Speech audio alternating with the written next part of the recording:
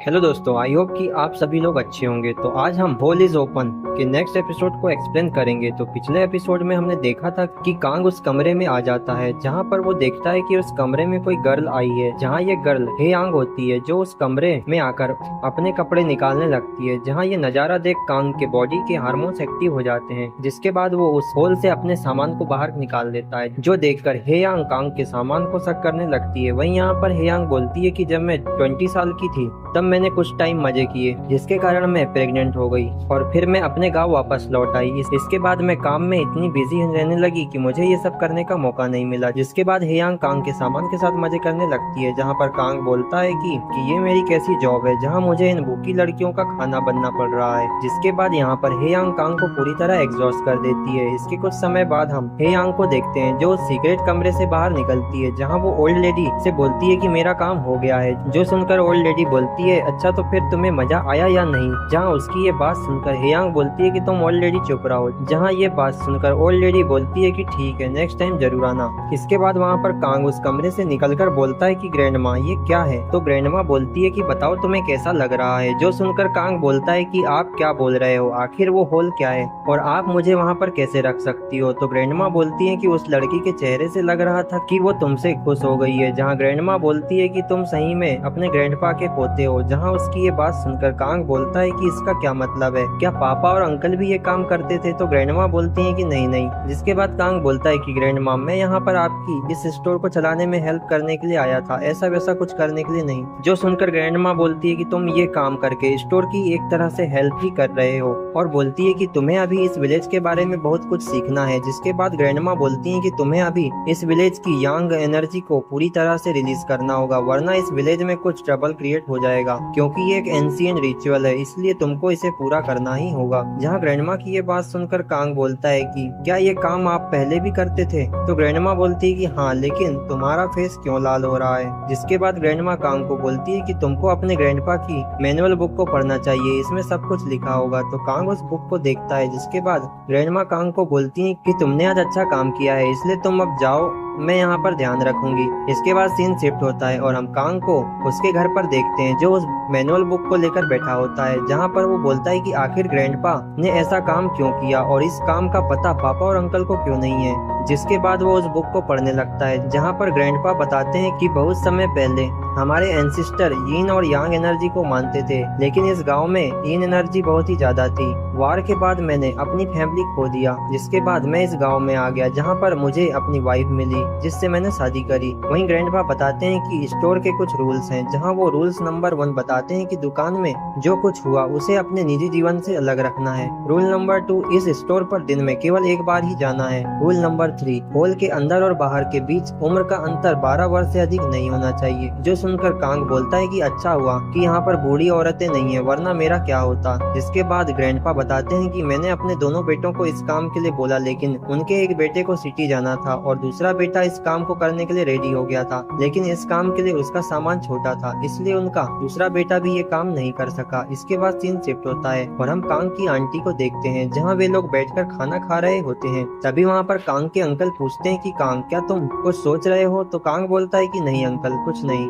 इसके बाद अंकल पूछते हैं कि ग्रैंडमा ने बताया कि तुम स्टोर में अच्छा काम कर रहे हो। तो कांग बोलता है कि हाँ, ये मेरी सोच से बेटर है। वहीं उसकी ये बात सुनकर आंटी कांग को देखने लगती है। इसके बाद हम नेक्स्ट डे का सीन देखते हैं, जहाँ पर स्टोर में ग्रैंडमा होल क्लोज का बैनर लगा देती है। जिसके बाद हम घर पर कांग को देखते हैं, जो बोलता है कि आज मैंने लीव लिया है। वहीं वो बोलता है कि मैं अपने बिजनेस को बंद करने के बाद यहाँ पर नए सिरे से काम स्टार्ट करने आया था, लेकिन ये काम बहुत ही अलग है। जहाँ वो बोलता है कि मैं 30 साल का हो गया हूँ, लेकिन मैंने इस विलेज में आकर अपनी वर्जिनिटी खो दी है। जिसके बाद यहाँ पर कांग के रूम के बाहर आंटी जिन आ जाती है, जहाँ वो बोलती है कि मैंने सुना है कि तुम आज काम करने नहीं गए हो। जो सुनकर कांग बोलता है कि आखिर ये यहाँ पर क्यों आई है। जहाँ वो आंटी जिन को बोलता है कि मुझे कुछ सोचना है, इसलिए मैं आपसे बात नहीं कर सकता। तो आंटी जिन बोलती है कि क्या तुम मेरे साथ वॉक पे चलोगे। जिसके बाद हम आंटी जिन और कांग को देखते हैं, जहाँ वे दोनों उस जगह पर आते हैं, जहाँ आंटी जिन बोलती है कि ये जगह पहले से ज्यादा अच्छी हो गई है। जिसके बाद आंटी जिन बोलती है कि क्या तुम्हारा कोई सपना है। तो कांग बोलता है कि हाँ,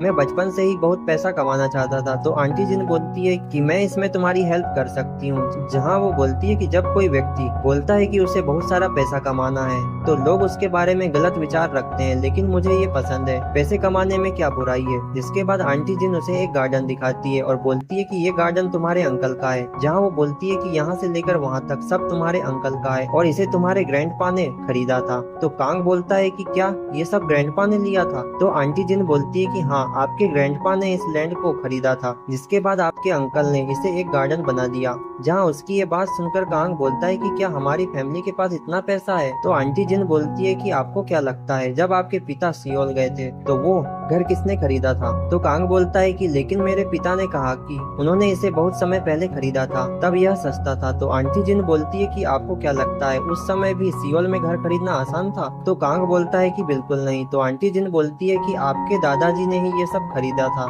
जो सुनकर कांग हैरान हो जाता है। जिसके बाद वो बोलता है कि आंटी जिन, अब मुझे सचमुच में काम करने का मन कर रहा है, मैं अपने दादाजी की दुकान पर जाऊंगा और कड़ी मेहनत करूंगा। जो सुनकर आंटी जिन बोलती है कि मुझे ये सुनकर अच्छा लगा, एक्चुअल में तुम्हें लेकर तुम्हारे अंकल बहुत चिंतित थे। तो कांग बोलता है कि क्या उन्होंने भी ये काम किया है। तभी कांग बोलता है कि मुझे माफ करना। जहाँ पर आंटी जिन बोलती है कि मैं भी इसका इंतजार कर रही हूँ। तो कांग बोलता है कि आप क्या बोल रहे हो। तो आंटी बोलती है कि नहीं, कुछ नहीं। जिसके बाद वो कांग को बोलती है कि चलो हम चलकर खाना खाते हैं। तो कांग बोलता है कि ठीक है चलो। जहाँ पर कांग आंटी जिन को देखता है जो बहुत ही हॉट दिख रही होती है, वहीं वो सोचता है कि आंटी के बोलने का क्या मतलब था। इसके बाद सीन शिफ्ट होता है और हम कांग को देखते हैं जो खुद से ही शॉप पर होल ओपन वाला बैनर लगा देता है और बोलता है कि ये एक रिचुअल है, इसलिए मैं इसे करूंगा। जहाँ ग्रैंडमा ये देख बोलती है कि ये तो अच्छी बात है कि तुम ये करना चाहते हो। तो कांग बोलता है कि ग्रैंडमा आप चिंता मत करो, मैं इस होल का अच्छे से ध्यान रखूंगा, क्योंकि मेरे पास अब खोने के लिए कुछ भी नहीं है और ना ही वापस लौटने के लिए कोई जगह, इसलिए मैं यहाँ नए सिरे से शुरुआत करने जा रहा हूँ। जो बात सुनकर ग्रैंडमा बोलती है कि ठीक है, यदि तुम स्टोर संभालना चाहते हो तो तुम्हें स्टोर को मैनेज कैसे करना है ये सीखना पड़ेगा। जहाँ ग्रैंडमा बोलती है कि तुम्हें सबसे पहले आकर स्टोर का डोर ओपन करना है, जिससे यहाँ पर फ्रेश एयर अंदर आ जाएगी। तो कांग बोलता है कि लेकिन इसकी चाबी कहाँ है। तो ग्रैंडमा बोलती है कि चाबी दुकान के पीछे एक बर्तन के नीचे रखी है और तुम्हें काम होने के बाद इसे वहीं पर वापस रखना है। जिसके बाद ग्रैंडमा बोलती है कि तुम्हारे ग्रैंडपा सबसे पहले स्टोर की सफाई करते थे, इसलिए तुम भी ऐसा ही करना। इसके बाद ग्रैंडमा बोलती है कि तुम शाम को स्टोर बंद करने से पहले आज जितना भी सामान सेल हुआ है उन पैसों को अच्छे से काउंट कर लेना और इसके बाद तुम्हें अपने स्टोरेज रूम में जाना है और जो सामान कम हो रहा है उसे ऑर्डर देके मंगवाना होगा। तो कांग बोलता है कि ठीक है, मैं यहाँ पर एक कंप्यूटर भी लगा दूंगा, इससे मेरा काम इजी हो जाएगा। जिसके बाद कांग ग्रैंडमा से बोलता है कि मैं इस स्टोर का अच्छे से ध्यान रखूंगा। वहीं वो बोलता है कि इस होल का क्या करना है। जहाँ तभी स्टोर का डोर ओपन होता है और वहां पर हेयांग आती है, जो देखकर कांग उसका वेलकम करता है। वहीं हेयांग बोलती है कि तुम यहाँ पर क्या कर रहे हो और बोलती है कि कल तुम यहाँ पर नहीं थे। तभी कांग को कल के बारे में याद आ जाता है, जो सोचकर वो नीचे गिर जाता है। जहाँ हेयांग बोलती है कि क्या तुम ठीक हो। तभी कांग को रूल नंबर 1 याद आता है, जहां उसे स्टोर में जो कुछ हुआ उसे अपने निजी जीवन से अलग रखना है। जहां कांग बोलता है कि आप अंदर आ जाओ। तभी हेयांग बोलती है कि ओल्ड ब्रॉड ने मुझे कहा था कि आप नौकरी छोड़ रहे हैं, लेकिन आप अभी भी यहीं पर हैं। जहां तभी ग्रैंडमा आकर बोलती है कि उसने अपना मन बदल लिया है। तो हेयांग बोलती है कि ये तो अच्छी बात है। जिसके बाद कांग बोलता है कि आपको क्या चाहिए।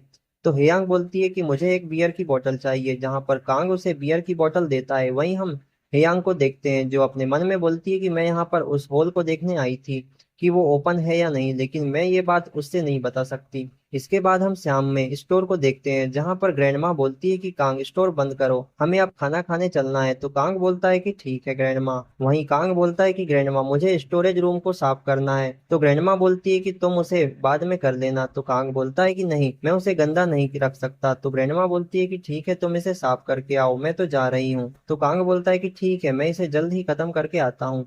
जिसके बाद वो स्टोरेज रूम को क्लीन करने लगता है। वहीं इसके बाद सीन शिफ्ट होता है और हम एक लड़की को देखते हैं, जहां पर वो गांव में आ रही होती है। जहां वो बोलती है कि इस गांव में बहुत जल्द अंधेरा हो जाता है। जहां तभी उसे वो स्टोर खुला दिखता है। जिसके बाद वो उस स्टोर पर आ जाती है और वहां पर आवाज लगाती है, लेकिन कोई नहीं आता। जिसके बाद वो वहां पर एक टॉफी को उठाकर खाने लगती है। तभी वहां पर कांग अपना काम खत्म करके बाहर आता है, जहां उसे किसी की आवाज सुनाई देती है। जिसके बाद वो उस लड़की के पास आता है और बोलता है कि आप क्या कर रहे हो।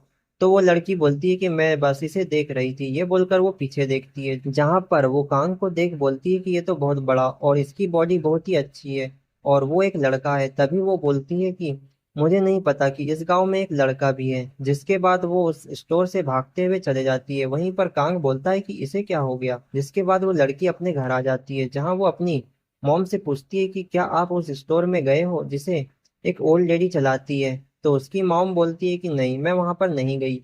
तो वो लड़की बताती है कि मैं आज वहां पर गई थी और मुझे वहां पर एक लड़का दिखा। जो सुनकर उसकी मॉम बोलती है कि क्या तुम सच बोल रही हो। तो वो लड़की बोलती है कि हाँ, मैं उस लड़के को देखकर घबरा गई थी, इसलिए वहां से वापस आ गई। और इसी के साथ ये एपिसोड एंड हो जाता है। यदि वीडियो अच्छी लगे तो लाइक शेयर और चैनल को सब्सक्राइब जरूर कर देना। तो मिलते हैं नेक्स्ट एपिसोड में।